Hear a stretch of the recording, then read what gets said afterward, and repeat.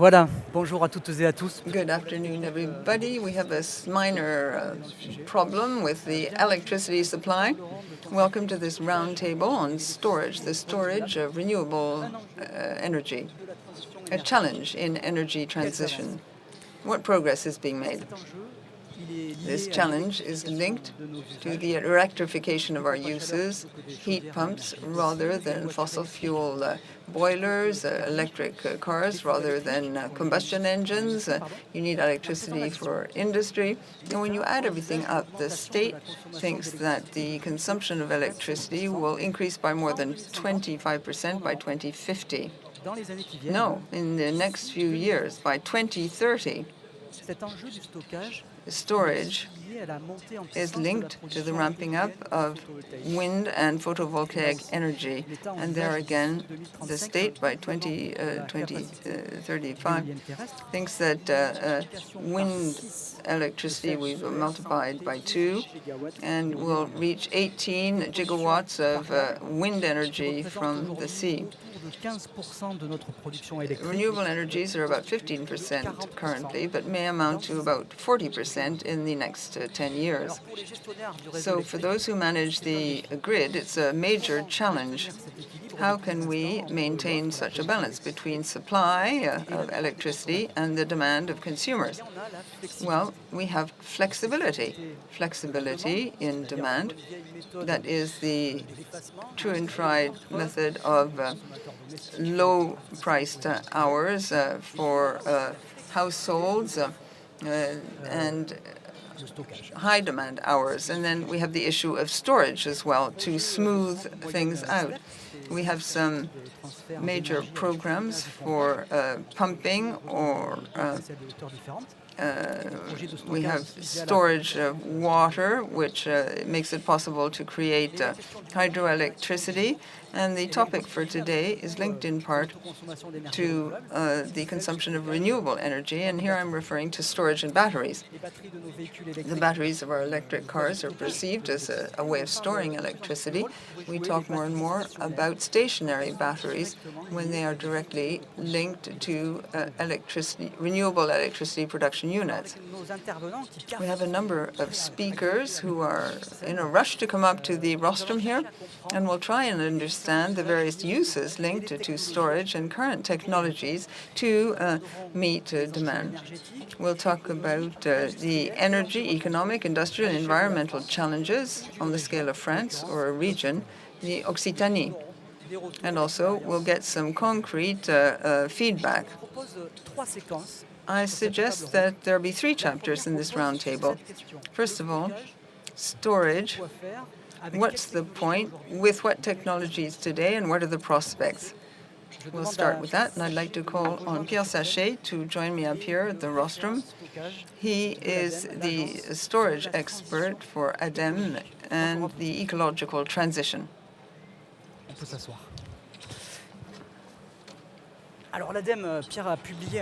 Pierre published an expert view in March on storage, and in a few minutes you're going to tell us what you think about this matter. And what about the development of storage today? Good. Indeed, we published at the beginning of the year, 2024, an expert opinion detailing the various methods of storage, and we tried to manage the future for storage. What technologies will continue to be used, be it short-term, medium, or long-term storage? And in January, we'll have a publication designed for the public at large. Just to sum things up in a few key messages, the idea was to resituate storage as it already existed in France. As Frank mentioned, we have a certain number of steps which have been functioning for a number of years in France. More than 5 gigawatts, in fact, are concerned. There's also direct storage, thermal storage in all the hot water boilers in France that is a flexible system which adapts to demand. And likewise, we have the batteries of the future. Current batteries are already being rolled out and have been for a couple of years now. In 2024, these storage areas are linked to the transport and distribution networks. And these new systems have been rolled out very quickly. In 2020, they hardly existed. Currently, in gigawatts, we have about 8 gigawatts, which are waiting to be linked to the grid. So storage over the day, puisque à puissance de raccordement, elles peuvent décharger l'ensemble de l'énergie en 1 heure. The whole of the energy stored can be injected in a couple of hours, and this kind of system is being deployed fast. As you can see on this slide, we're talking mainly about the public distribution network. This is not the most sophisticated slide, but at the top you have the NEDs, centralized network, and underneath you have the RTE network in the HTB segment, very high voltage. So to understand today, we're talking about batteries which maintain the frequency. And what are we talking about? Well, it's true that I said that batteries make it possible to shift energy supply over the course of the day. The batteries on this graph work on a frequency basis. In order to meet variability when it comes to production or consumption, the frequency of the network needs to be restabilized by an additional injection of energy into the grid. So this is traditionally done by a special unit.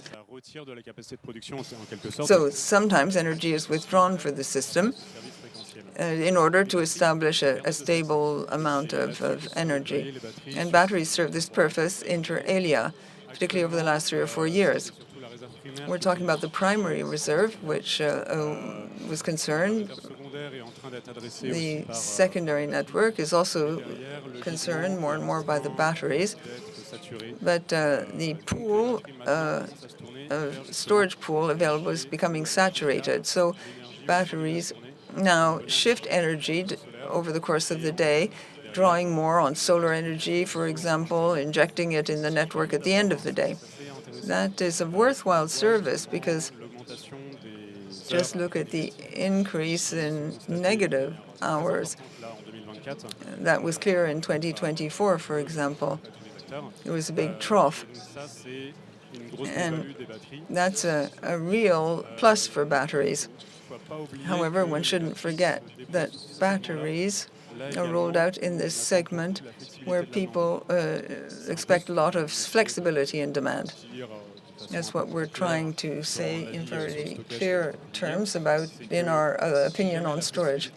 If the flexibility of demand is ambitious, and I mean the better management of hot water supply and of electric vehicles, what's most important is not re-injection, but self-controlled consumption.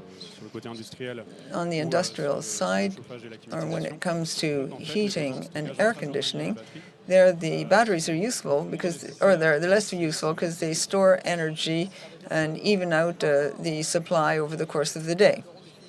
So is the roundtable now finished? There's no need for storage? No. If there's no flexibility in demand, or if it doesn't improve, then we're going to need 10 or 20 gigawatts of batteries. However, if flexibility in demand really does ramp up, then the needs for storage by batteries might just be a couple of gigawatts, 1, 2, or 3. So there's a real uncertainty when it comes to the interaction between flexibility of demand and storage. From an environmental stance, it's better to have flexible demand because we don't have much additional equipment which we need to roll out. On the battery side, batteries use resources, stationary batteries, In most cases, they don't use cobalt or nickel because it's not the same electrochemicals, but you apply the same pressure on the lithium and graphite. And most of the projects currently in France being deployed are projects which take up a lot of space in nature. Okay, they can use unused land, but for batteries on the scale of the grid, that would lead to pressure on land, just like any other kind of industrial activity. You're talking about RTE and NADs? They don't have enough space? Well, they have difficulty finding enough land that they can use. Everyone's looking for land, be it for renewable energies or other applications. So that's a real challenge. And it also, stationary batteries, for the time being, are done on a network level. In terms of storage, we talk a lot about domestic storage of energy. That hasn't been developed much, however, in France, because the pricing structure wasn't much of an incentive. In Germany, however, I can't remember the exact figure, but we're talking about 8 gigawatts or even more of storage in households, whereas in France we stand at about 1 gigawatt. So on the household side, there isn't much domestic storage. That takes up less space, but it's a different business model, of course, and the electrical grid isn't necessarily being optimized. You optimize your own personal consumption of electricity. Just to wind up on that point, are there greater, more worthwhile prospects with interseasonal storage using other technologies? Are we talking about a really futuristic project? What do we have in the pipeline? Well, interseasonal storage exists partially thanks to our production of hydroelectricity. And we have steps still being set up, even if they don't have much impact on the interseasonal dimension. This storage can last for over 4 hours. We hope a lot. We have great expectations in this area. But over and beyond this potential, which remains limited in terms of hydroelectricity, there are several options still available. What is being explored most intensely is the use of hydrogen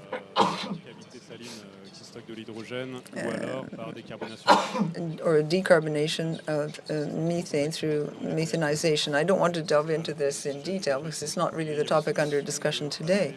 But we have this idea of making the electric grid more flexible, coupling it with heat and using interseasonal reserves. This has been less explored. However, such ideas are beginning to emerge in certain countries, and that might emerge in France as well, before 2050. Well, in the medium term, 2040 or beyond, when it comes to interseasonal storage in any case. Thank you very much. If you have any questions, I suggest you keep them in mind, and at the end, we'll take your questions if we don't use up all our speaking time. A short slide here before I welcome Johan Iacono. Here you have can we see the slide, please? It shows the distribution and the various forms of storage used in France to show the differences in power. We're talking mainly about tiny storage, mainly on the grid distribution network, but in the future, given projects which are waiting to be linked to the grid, we'll talk about much more power for the transport network. In the future, this map will look quite different. Thank you. Now I'd like to call on Johan Iacono to come and join us on the podium. He is the General Manager of the Occitanie region, in charge of economic transformation. Vous êtes en charge You de are la in charge transformation économique of de la the economic souveraineté. transformation, Ça, c'est quelque chose de très important sovereignty. quand on That parle sounds very important batterie when you're et talking about a matière, battery, des emplois et des métiers employment, de demain. and jobs of Avec the vous, future. nous allons voir l'enjeu And de with you, stockage à we'll l'échelle look d'un at territoire, storage in a territory in l'Occitanie. Occitanie. Ça a quelque I chose à voir imagine that this has avec something to do le with projet global de the territoire overall project of the énergie positive, territory when it région comes to énergie positive positive energy, a region, positive energy region in the future. Yes, indeed. D'abord, bonjour à toutes et à tous. Good afternoon, everybody. Je veux moins apporter une expertise sur la I'm less of an expert in energy storage. I want to talk about our vision as a territory and in terms of an ecosystem within the region. La possibilité que je récupère donc l'énergie avec les sujets d'industrie. The idea is to recover energy through innovative industries. The idea is to achieve a lot of integration of renewable energies, develop new lines of activity, including storage. In the global approach of the region, it's very important to include storage. We have a lot of ambition with our positive energy strategy by 2050. We want to multiply by 3 the production of renewable energy. And of course, there's a major focus on photovoltaics and wind energy. Obviously, in these areas, in terms of renewable energy intermittence. Well, people often talk more about variability. Variability rather than intermittence. Yes, I'm just getting used to the energy lingo. So we have this intermittence, this variability, which is quite an issue, together with storage, which is very important. That's the key in a territorial approach. Earlier on, you talked about the steps. These steps are important, but I think they will be insufficient. We can't place all our bets on that. In Occitanie in particular, we have a real problem with water in our region, and we, contrary to other regions, believe that a decentralized storage system near production sites is perhaps a better suited strategy to the region. It's a key issue, and we believe it's extremely important. Let me just say a few words about the following. We're talking about batteries, but our regional strategy is very all-encompassing. We talk about recovering heat. We support people like Ceram and other players. Likewise, we're working on fuel cells and hydrogen. We work with pioneers in Europe who are attending this session here, actually. We work a lot on very revolutionary technologies, graphene, for example, and other systems, and it's our pleasure. While we're competing with other places in Europe, there's quite a lot. We have our skeleton R&D here, and we have a plant which entailed a huge amount of investment in renewable energies. Likewise, on the battery side, a lot is being done in the region. My colleague from Adam said this. We've talked about all sorts of different kinds of batteries and solid electrolyte technologies. There's a huge amount of innovation in this area. And as we're in charge of R&D and innovation and research, these are the kinds of issues that we want to support. We have the battle of sovereignty when it comes to batteries, too. Unfortunately, when you look at the Asian market share, we really need to catch up, and it will be very complicated to do so. We need to focus on innovation and R&D if we're to recover market share. That's very important. You proposed a slide. I don't know whether we can see it at this juncture. I don't control what's happening on the screen. But look at this ecosystem, the number of components.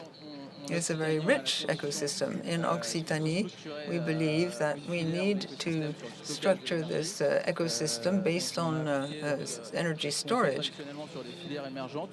We work with emerging and traditional players, and we have launched quite an in-depth study in order to map the whole of the ecosystem of players who play a part in the storage of energy.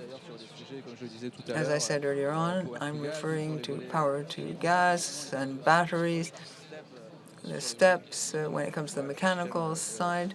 You can see EDF and Shem. There are about 70 industrial and academic partners on this slide, which is a big ecosystem which spans the whole of the value chain. We have a lot of players. I'm not going to delve into this because we're talking mainly about batteries here, but with hydrogen, we're talking about mobility and industrial applications. With batteries, we're talking about a very worthwhile ecosystem, and the region's strategy is quite simple in this area. We support this ecosystem. We support R&D and innovation. We are seeking to develop collaborative R&D. We, together with a number of partners, I won't mention them all, we talked about developing projects for batteries and energy storage. I'm not going to delve into this in detail, but one of the interesting conclusions was that we have a lot of interesting projects in the region when it comes to the development and implementation of second-hand batteries. People talk about the state of health of the battery after being used and how they can be driven in real time. The development of real-time systems management systems, how to anticipate on production peaks, how to allocate energy in real time. These are very key issues for us when it comes to collaborative research amongst players. For those who are interested in more detail, perhaps there will be time at the end of this session. There will be prize giving, or at least the winners, right next door when you go out, and then you'll have the time really to get a bit better of idea and more detail about the winners and their various projects. So I'm going to be starting with Mr. Yokone about in terms of what a region can do with or a territory in relation to these questions of network storage. When we have a centralized management system in France through energy transport, LDES. So obviously there are needs and there are specificities. There's PV, which takes a very important share of production in the Occitanie region. How do you discuss this? How do you assess this, both in terms of economic development, where there's this card of economic competence, as well as in terms of the energy aspect? What kind of margin of room for maneuver do you have? And the room for maneuver is in dialogue. And I think that, as I was saying earlier, about the question of sovereignty, because of the position of Asia at the moment, not only in batteries, but in energy, renewable energy in general, Occitanie is a historically less industrial area than other regions. And in this aspect, it does have an impact on the structuring of the electrical grid by RTE. And so we're very connected with RTE and LDES to guarantee the sufficient power levels for industrialization.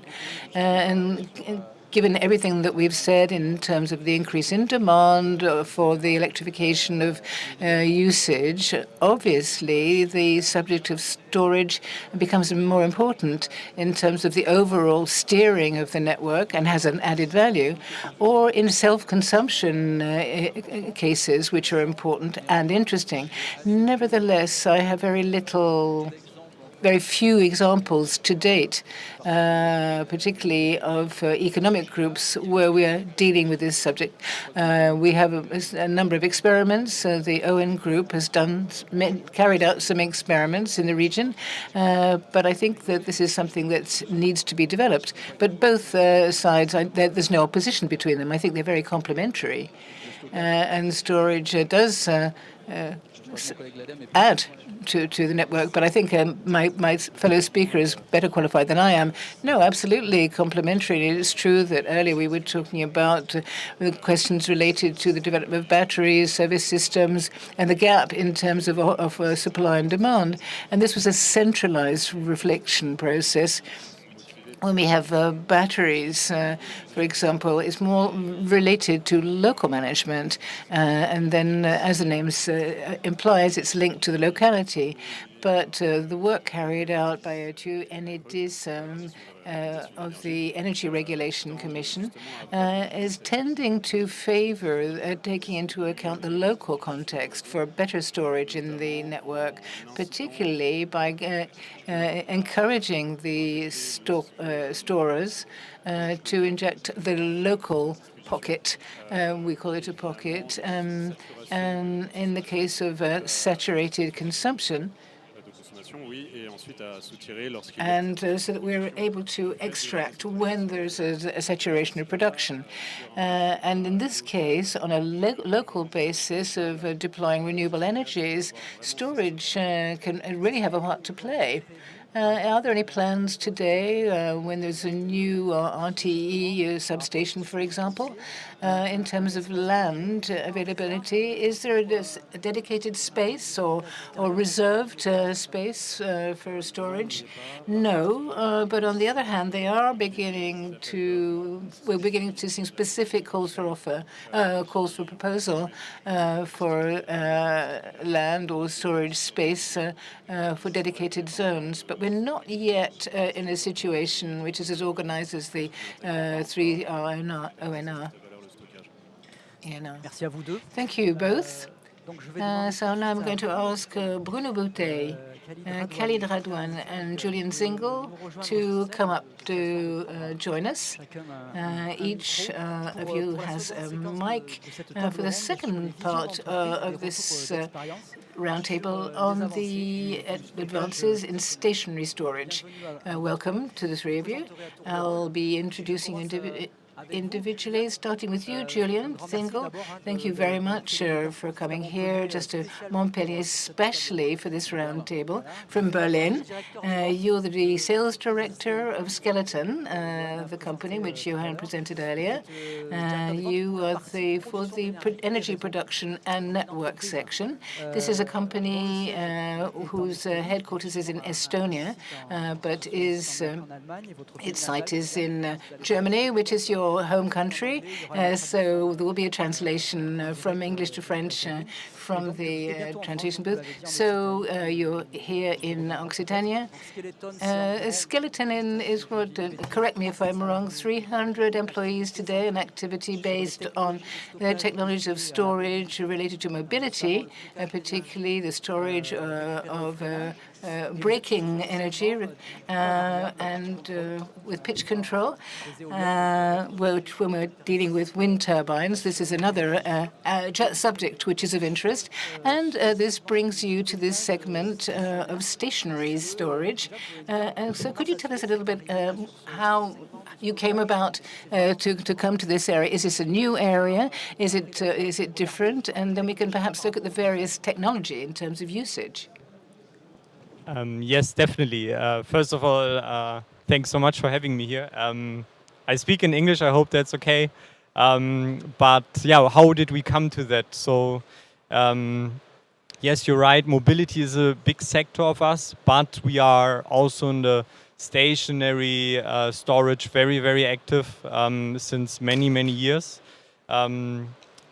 Especially when you look in the grid world. So we are structured with mobility, data centers, a big industry of us, but also the grid stability. And there we are usually talking about massive installations, even though they are very, very big, there might be a potential of having a mobile equipment like in a container.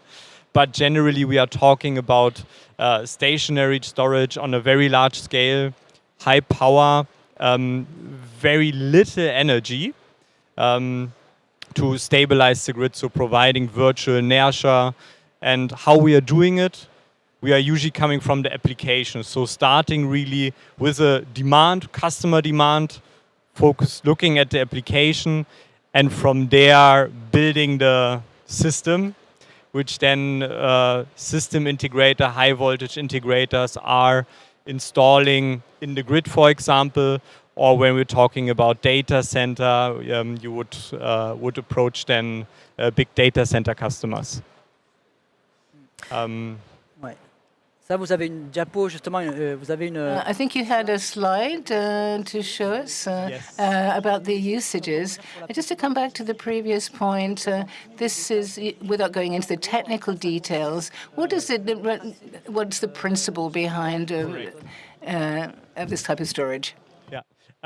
So what we're doing? So I'm working for a long time in the storage world, and what Skeleton is offering is a kind of storage, but it's not this typical lithium-ion long-duration energy storage. It's really focused on high-power application for a relatively short amount of time.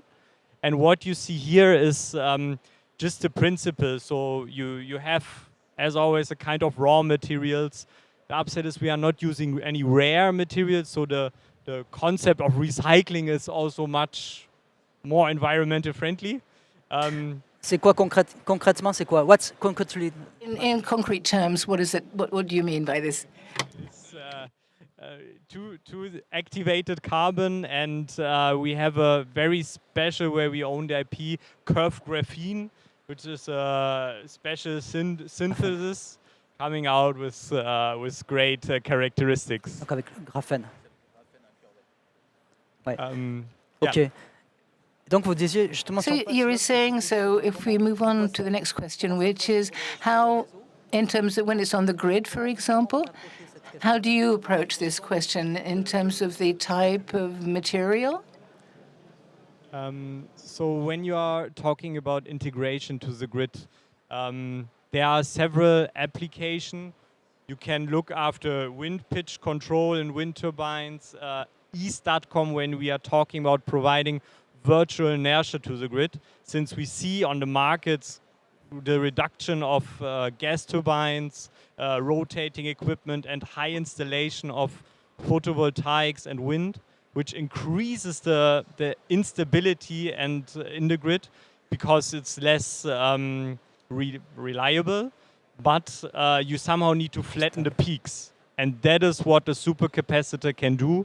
It can permanently charge, discharge with a lot of cycles where, for example, lithium-ion battery would die very quick in her lifetime. The supercapacitor, on the other hand, can do that for million cycles and is therefore a great complementation to other technologies, which is really we always say, the first line of defense in the grid. And there you see also, since we had that before, the different ancillary services in the grid, those can be addressed with different technologies. The supercapacitor is really, and here you see it, the first line of defense, taking care of the virtual inertia in the grid to tackle that. The super battery, which is a kind of hybrid between the supercapacitor and the lithium-ion battery, has more energy, so more capacity, and can already tackle the primary frequency response markets. Everything which goes beyond then is a typical sweet spot for other technology. For example, you see it with lithium-ion batteries. Donc là, on est sur des temps de réaction. So we're talking about fairly short reaction times. So at the end, we can keep the slide up for about 12 minutes. But in terms of demand, what is the demand of the market today? What kind of demand are you looking at? So the main demands that we see today is the biggest markets are e-Statcom markets in the stationary. Now I'm just talking about the stationary mobility. I put a bit to the side. It's the e-Statcom, so providing virtual inertia to the grid.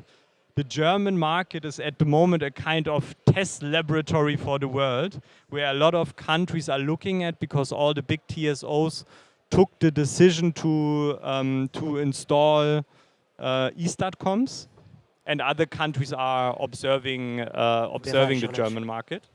Other than that, the data centers, since there's especially AI data center, are consuming so much power and they have need so much computing power immediately, with a lot of spikes in between.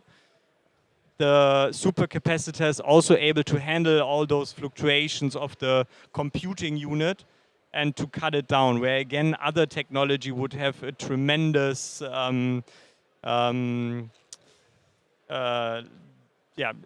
tremendous end of life, a very early end of life, where meanwhile supercaps and super batteries can handle those fluctuations in the power profile.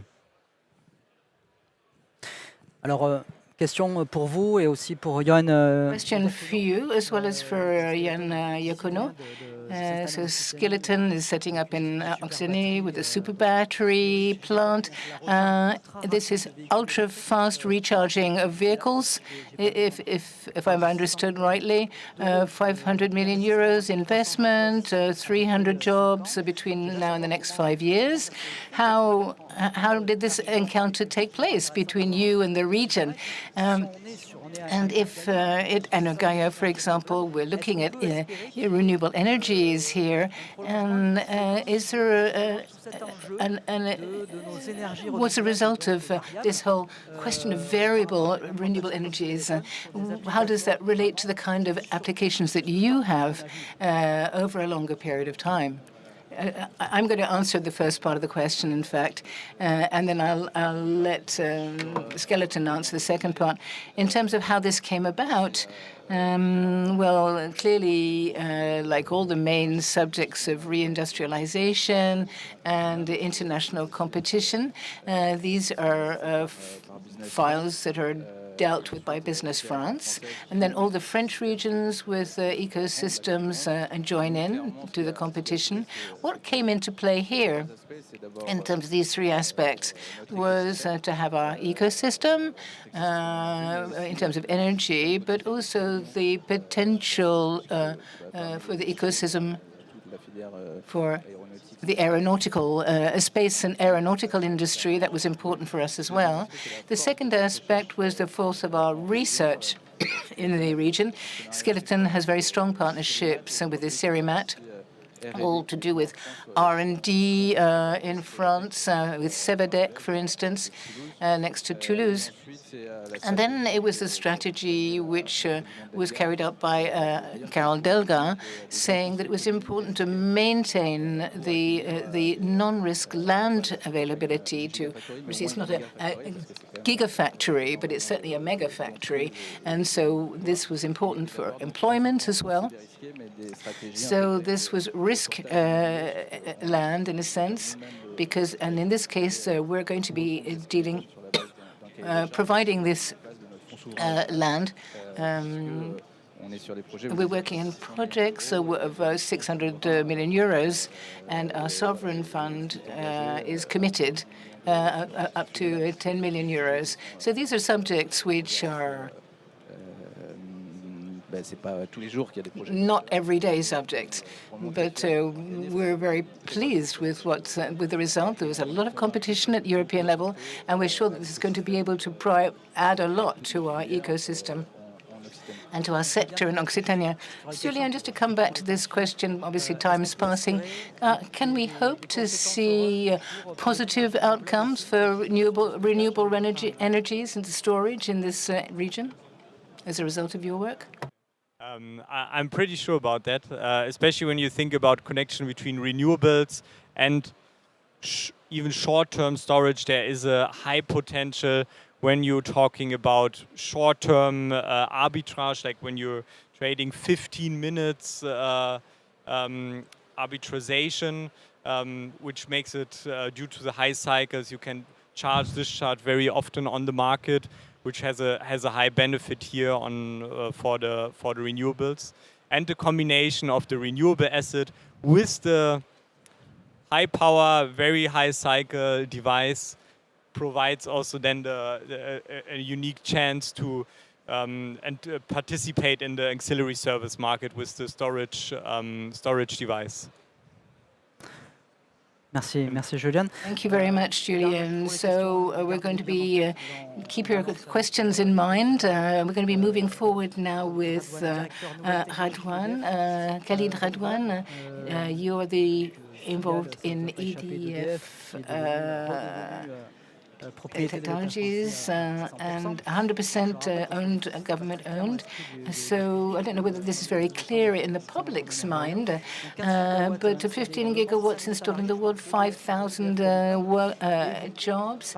Amongst these 5,000 jobs involved in innovation, you create a bridge between R&D and development activities in the field, and you're very connected to the operational side. And this is your view. It's your viewpoint which interests us today. How does your renewable EDF deal with stationary storage? How do you approach the subject? Thank you very much. Well, to begin with, at EDF for renewables, we're present in 22 countries in the world, and it's this diversity, I think, which I can share with you today. Because when we talk about storage, there's the development of storage, which takes place at different levels, with the developments in each country, which vary. There are certain countries which are very advanced, and others that are lagging behind. So where do we find ourselves? So where are we in terms of, advanced? Are we in the middle? Are we lagging behind? I would say that it's up and running. My colleague from ADEM said that we're at less than 1 gigawatt installed. And when we look at other countries, there are several gigawatts installed already, and they are very advanced. It's a fact, because basically you have to say things as they are. We were talking about the LERs, for example, are pilotable, and we create a bridge between R&D and the operational side. And this is the nature of our work. Since 2016, we were the winners of a project in which we innovated. It was called an innovation prize at the time, which made it possible to set up piloting solutions for renewables. Today, we can reduce the power level. And we're capable of doing this. If we want to regulate the frequency, we've got to be able to do this at different scales. But it is possible today. So the renewables are pilotable today with innovations, which can be set up at electricity plants. In terms of storage, we were talking earlier about the level of GNRs, of renewables. And storage has a business model which is slightly more complex than the business model compared to the classic plants. Basically, because when you're looking at a storage plant, it has to be profitable. And we were confronted with a business model which had to move forward with a stack of services. I'll explain that. Rather than the battery having one single service, we can also go beyond the charge. And this is what you were saying earlier, that in fact it is possible to charge with cheaper electricity and unload when the electricity is cheaper. So this is one of our services, and this is the result of feedback that we've had about storage. The third point, which I'd also like to share with you, is that when we are looking at a plant, we talk about the technical side, we talk about lithium, for example. We're beginning to talk about super capacities, but each solution has its application. We can talk about redox flows, for example, which are technologies. Perhaps we could if you have some information about that. C'est la diapo. Could you show us the slide? Yeah, that's great. So you have feedback on this. So we imagine that there are certain types of constraints in South Africa. No, this was in this case it was in the UK. So maybe we could look at the first case. Vous pouvez le remettre? Could you put that one back? Pour la régie, pour la diapo. Donc, juste ce projet Redox Flow. Okay, so this one in Oxford, this is a project in Cowley. Because electricity is more expensive, in terms of the business model, it's a very constrained network grid. We have much more installed storage capacity. The example here is a more innovative project, because today what we're trying to do in this project is to combine or hybrid two types of technology. One of them, which we call power technology, with 50 megawatts for an hour of storage, and we respond to frequency needs which are fast for a certain short period of time. And we added to this technologies which we call relax slow with 1.94. 1.2, sorry, for 4 hours. So this is energy. So this is a new electrochemical product, but which is installed in the aim of testing, because we have a plant which is working, but we want to be able to carry out a test at scale 1. So the idea is to move on very quickly so that we can move on to the next stage. Earlier we were talking about the Chinese and how they move very quickly. It's because they're able to move to stage 1 very quickly, where you have a margin of error. And so it's fun coming, but not dirty. And so this is what we try to do in terms of innovation, but at the same time with a commercial interest. So in just a couple of words, is it interesting? Is it worthwhile? Well, the conclusion. From a commercial point of view, is about learning. Obviously, it's interesting from both sides. We're able to pilot hybrid plants now. We have the means of artificial intelligence to do this and meet the needs of the grid in relation to storage. Is it relevant to the French context? Today in France, what we've seen, as you said earlier, I think you explained things very clearly. In France, we have a primary frequency regulation, which is beginning to saturate. This is what we said. There's the secondary regulatory system. There we have possibilities of changing the charge level. We can charge the batteries when the electricity is cheaper, and we can discharge it when it's more expensive. These are solutions which could arise much later. But what we can say is that France today is in advance, but we have a good network. An excellent, very good, too good, maybe.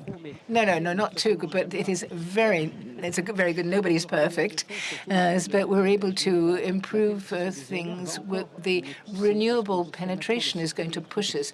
Up to now, the grid was centralized. We had a producer and a consumer, and now we're moving towards a decentralized system. The consumer can become a producer, which adds an additional level of complexity. So we need all the flexibility we can find, and we're talking about production, we're talking about consumption, we can talk about storage, but we also have to be able to talk about how we pilot renewable energies.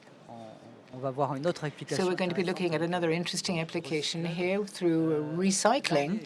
So here we're in South Africa with a different type of grid. So I can imagine that this is a hybrid question here, but it's virtually. What does he mean by virtuality? This is a project in South Africa where the call for tender was agnostic technology, i.e. there was a need. And anybody is free to answer. Even gas producers can answer. So with PV and wind turbines and batteries combined, we were able to use these. So the PV is in the north of South Africa. The PV. And in the south, there is wind power. So with a large distance between them, 900 kilometers. Nevertheless, it's a centralized system. So here we carry out the piloting of the PV and the storage, as well as the wind turbines. So you can see the square here, or the rectangle that you can see here. Here you can see that we're going to be working a bit like a base load, acting like a centralized plant. So in South Africa, we're talking about a real balancing of these different sources. We're talking about real electrons. We're not talking about virtual here. No, we're really operating over a 900 square meter area. But what links it together is the electric side. So we manage it so that we have a balanced system on both sides. Okay. So keep your questions in mind. We're going to keep to the concrete and operational side with you, Bruno Boutet. So you are the head of the Syria company based in Castres. 30 years old this year, not you, but your company. 40s jobs, employees. You're looking at industrial automation. With piloting tools which will quite naturally have led you to propose new offers for stationary electricity storage linked to renewable energy electricity production. The particularity being the recycling of batteries of electric vehicles, nickel, manganese, and cobalt. Why the choice of recyclability? En fait, quand on parle de batteries, In fact, when we talk about batteries, there are various battery technologies. On n'entend pas beaucoup parler actuellement des You don't technologies hear LFP, le much lithium fer phosphate, qui est une about technologie nickel phosphate chinoise. technology. It's a Alors, c'est vrai Chinese que pour en revenir, technology. aujourd'hui, c'est 85% de la That's production mondiale, 85% of voilà, world la part des production. Chinois sur le marché. I'm talking Et about en fait, il y a une Chinese première technologie batteries qui on the s'était market. développée, Our first qui était technology nickel, was manganèse, cobalt, developed, nickel, et qui manganese, était cobalt. développée en fait, It was principalement en developed fait, par la mainly Corée et by par Korea le Japon. and Japan. Et donc on commençait à And équiper les we véhicules started to électriques. equip electric Et vehicles in that way. un des aspects qui est One important, of the important c'est que quand on parle de aspects is that recyclabilité, we la talk about batterie nickel recyclability. manganèse cobalt Nickel, était manganese, fortement cobalt critiquée par le fait batteries qu'en were fait, on allait heavily extraire le criticized cobalt because we dans les mines, extracted notamment en Afrique. cobalt from mines Or in aujourd'hui, il Africa faut quand in même particular. savoir qu'une batterie nickel A manganèse nickel cobalt elle est manganese recyclable à cobalt 90% battery et on rentre dans un is cercle recyclable virtueux.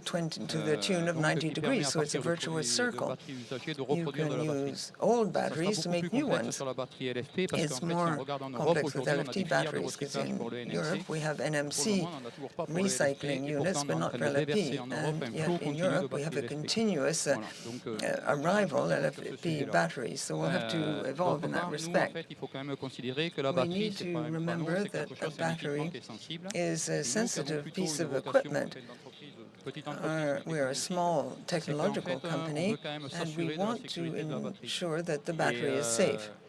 en fait, pour s'assurer de la sécurité de la batterie, il faut bien la connaître. Et un To élément achieve the clé de same, la you have batterie, c'est le to BMS. know a lot about the Le battery, BMS, and c'est la one carte aspect électronique is qui va faire BMS. la It's the mesure, en fait, electronic des card différents which éléments measures de la the batterie, various notamment les elements in the tensions, les battery, températures, etc. the Et en voltage, fait, tension, cette carte temperature, BMS, elle etc. contient un And this microcontrôleur card qui fait contains a l'acquisition de ces données, microcontroller elle traite ces which données et en acquires fait, elle and dirige processes un état the de santé ou data un état and de charge de la delivers batterie.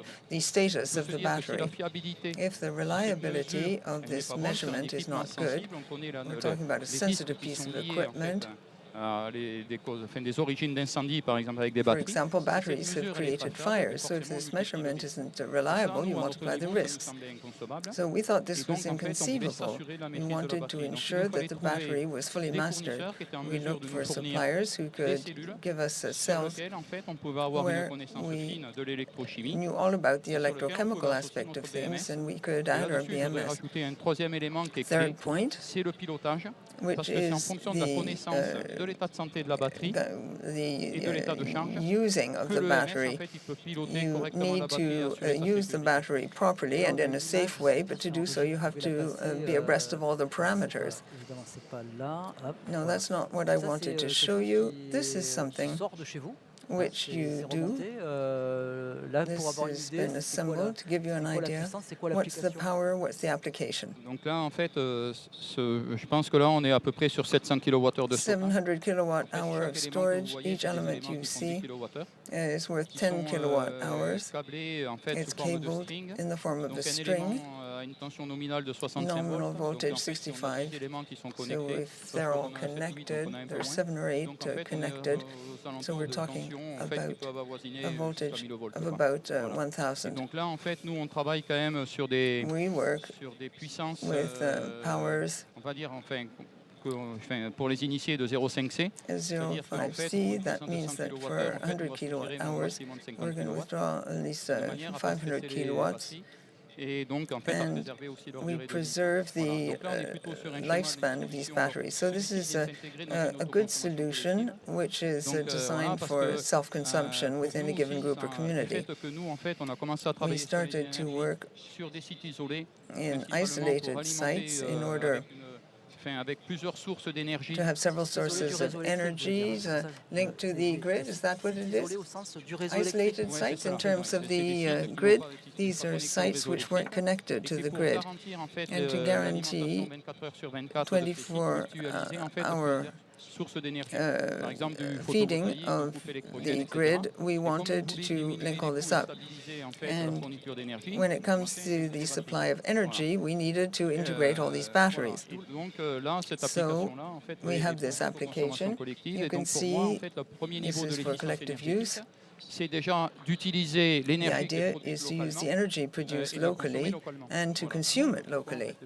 What's the use of these batteries? That's another example. This is one of your applications in the town area, I believe. You have these charging stations. I think these are photovoltaic panels on the roof. So there's a direct connection between all this, if I've correctly understood. Quel est l'intérêt de votre batterie? What is the point of having your battery in this case? C'est quoi l'intérêt? What's the point? Il faut pas regarder simplement l'intérêt de la batterie. You shouldn't just look at the battery. You have to look at the steering system. This is a self-consumption. Sur lequel, en fait, il a intégré an area where we integrated photovoltaics on the roof, and the photovoltaics supply energy to the charging station in the building. It doesn't inject much power to the grid. It's very useful, however, for recharging cars. Des appels de puissance trop importants par rapport à l'abonnement, et du coup, là, il y a les batteries. So here, what you're saying is that the batteries are useful when there's a strong demand on the grid. Yes, the batteries are piloted permanently, and you can deliver power in order to supply energy to the recharging stations. It's like a pump, and it's used by the charging stations and by the building, and the building is supplied on a continuous basis. Time is marching on. I suggest that perhaps we move on to questions to Skeleton or others. We started a little bit late. Is everything okay with you in terms of timing? Yes, I see you still remain. We can take a few extra minutes, perhaps, so that we can hold a more global discussion. Are there any specific questions to start with on Syria or the EDF or Skeleton Solutions? Any specific questions? Or could we just go straight on to the general discussion on the substance of the matter? Don't feel shy. It's hard to ask the first question. There's a question here. We have a microphone in the front, please. Could you introduce yourself briefly so we know who's who? Oui, bonjour. Hello. I'm a consultant. J'ai une question I have a question pour les batteries. On batteries mainly, in terms of safety. How can we make things really safe and prevent fires breaking out with this kind of storage system? Bouteille, C'est très peut-être. compliqué en Ouais. fait de sécuriser en fait un It's départ de feu sur une batterie. hard to make sure there's no battery, the lithium battery that causes a fire. The idea is to cool it down right away. That's why I was saying earlier on it was very important to analyze the BMS signals right away in order to prevent any beginning of a fire. And there are various technologies, battery technologies, which may be more or less safe. I won't go into the details. There are batteries which can contain little vents, and if it overheats, the gases are released, and this gas release can then prevent overheating and fire, but you don't have that device with all batteries. Sur la question de la sécurité. Safety? Je peux à la limite compléter. Il y a des normes I could déjà round off what you said. There are standards in this area and which apply to all the central units. Si le feu arrive, If a fire breaks out, donc il n'y a pas d'autre solution parce que sinon you have to tellement d'énergie, il faut la dégager. Par contre, drive because there's so much energy. R&D également de With EDF, on a des R&D moyens and de test. parce qu'il faut EDF, tester toutes les we batteries pour test all comprendre the ensuite ce qu'il y a batteries. dans les batteries, déjà We dans have un premier point. to know exactly what's inside the Deuxièmement, battery. il faut mettre en place des Second, moyens de you have pilotage, ce qu'on to appelle have l'état de special santé des steering batteries. Parce qu'on sait très bien que le control moment où ça va techniques. You have commencer to à know prendre feu, c'est ce exactly qu'on what the appelle au status dépôt, of the c'est un point battery is. d'inflexion There où is le a point de of non-retour inflection qui va or arriver. a point Donc, of l'objectif, c'est de ne pas non-return. arriver à ce point de The idea non-retour. is not to reach this Il faut point of pouvoir non-return s'arrêter avant. and to C'est un stop peu, things la façon before dont reaching that aujourd'hui point. sont That's the only Mais way le you risque can zéro n'existe ensure that things are absolutely safe, but zero risk doesn't exist. I also would like to add one more point to that. Also depends on what kind of battery technology you're looking at. For example, what I was presenting for the supercapacitors, super batteries, it's a different kind of battery, right?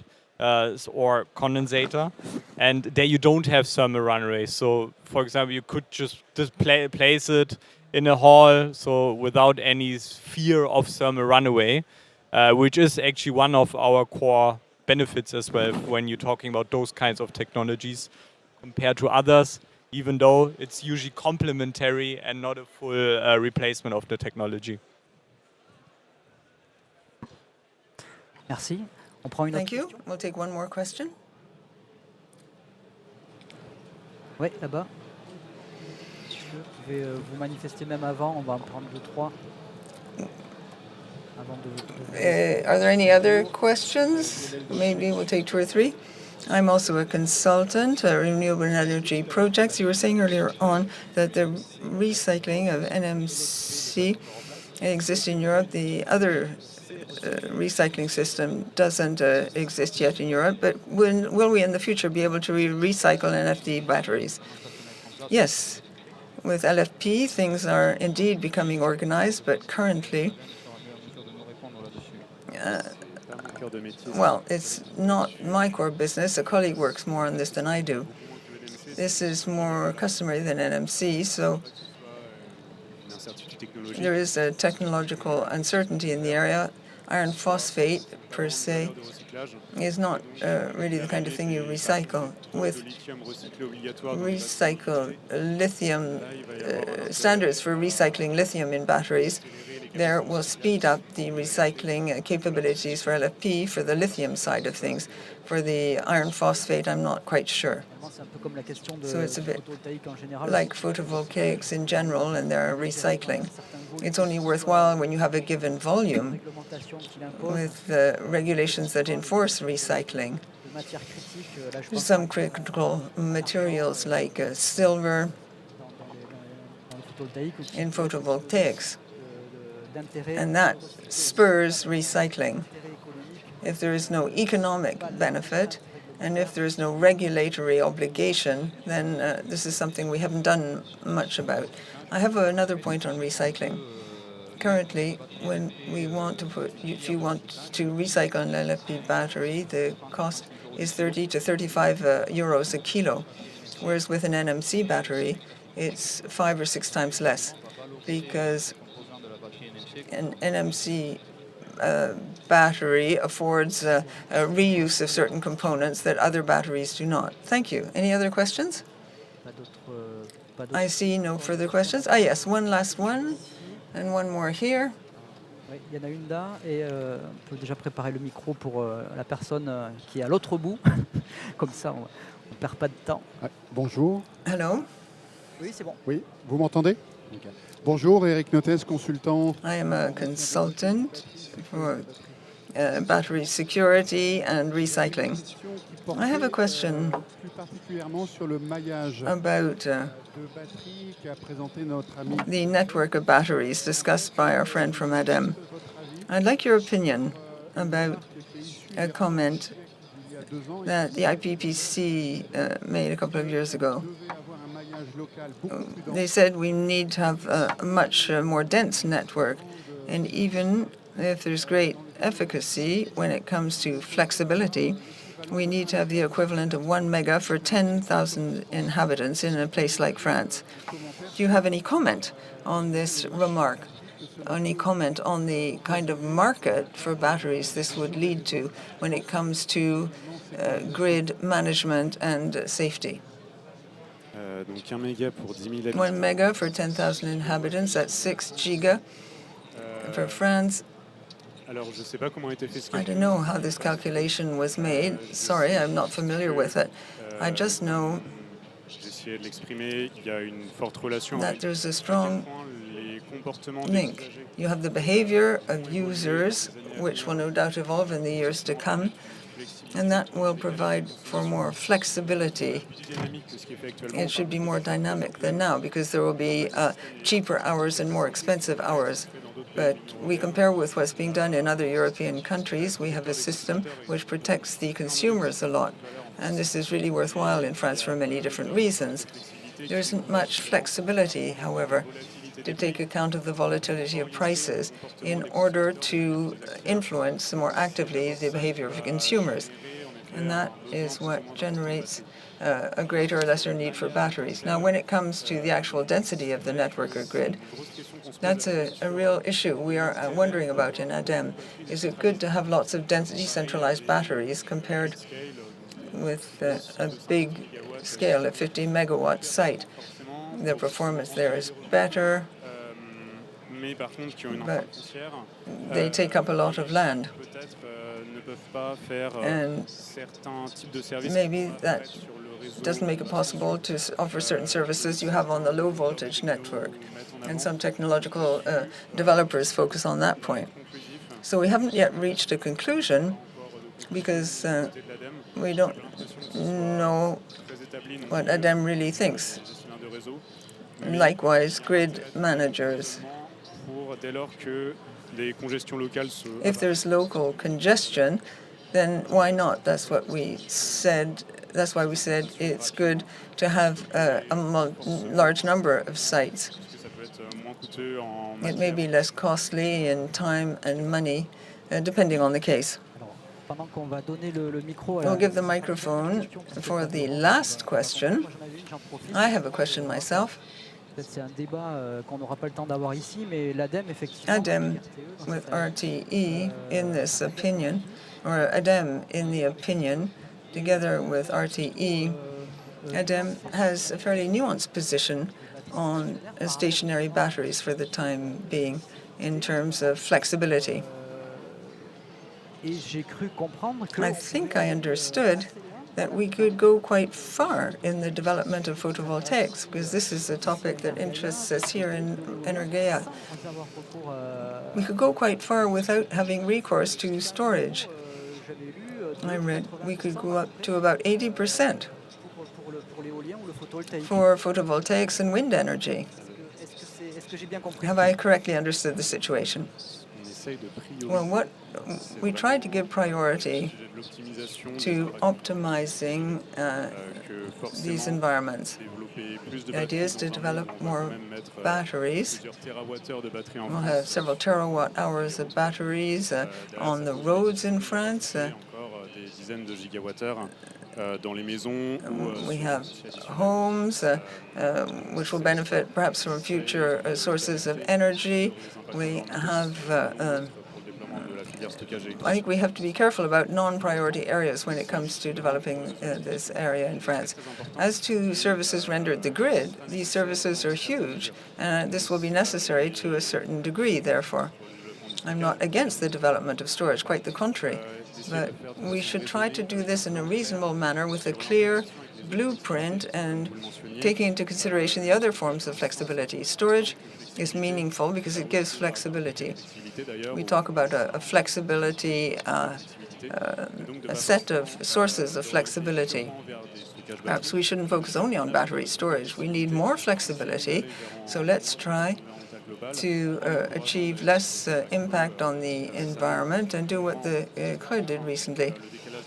We could change the cheap hours and the expensive hours in terms of electricity, so we might need less storage in the end if people change their behavior. Basically, the idea is to try and plan the development of the electricity system in an optimal manner. Consumers have to play an ever greater role in terms of the flexibility of demand, and this is linked to behavior. Thank you. Last question and last answer, which will bring this roundtable to an end. Maxence Matouché. I'm an engineer. I work on energy storage. I have a question about the market. There's a general boom in demand in Eastern European countries in particular, in Germany as well. There's a lot of demand for energy storage. Why is France so tepid? Why does it take us so much time to opt for storage solutions? Part of the response has been given, but we know what's at stake, we know what the benefits are, and France, in my humble opinion, is lagging behind in this area, and I don't understand why. We're lagging behind other countries like Sweden or Norway, which have made huge progress on this front. I don't know who wants to give the answer, maybe several of you, on the strength of your experience in Germany or abroad. Let me just maybe take one side of the question. Why is France in that regards lagging behind? So there is a let's say very often the demand for storage increases also with the installation of renewables. And also the instability again in the grid, which I was referring before to. And in, let's say, the Nordics, there's a lot of renewables since many, many years. The entire energy concept is going in that direction. Germany made the decision of taking off-grid the gas turbines. Nuclear power already took from the grid. And France is in a, I would say in Europe also in a very unique situation that there is a lot of rotating equipment stable in the grid, which is not related to coal and gas, but we're talking about nuclear power plants. So therefore, the demand for storage, the immediate demand is not so high, but of course, the more renewable you install and the demand for energy is increasing, the more storage you will also need. So that is my, let's say, high-level point of view on that. But I think you can also add a lot to that.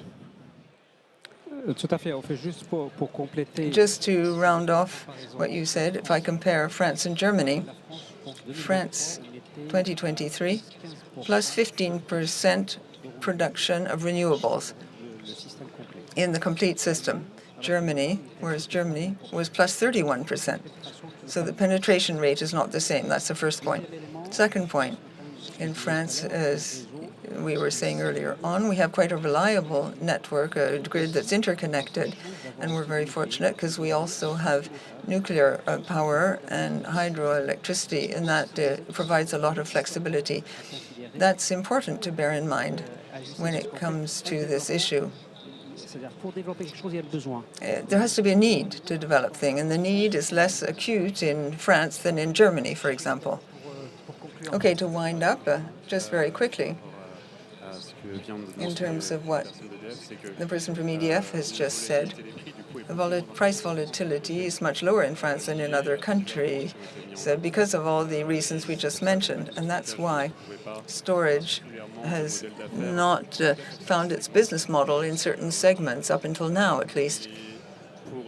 installations when it comes de grande taille à l'échelle du to réseau, c'est-à-dire big facilities, des particuliers. not in households or just in industries. France is a big storage country, so to speak, on a European scale.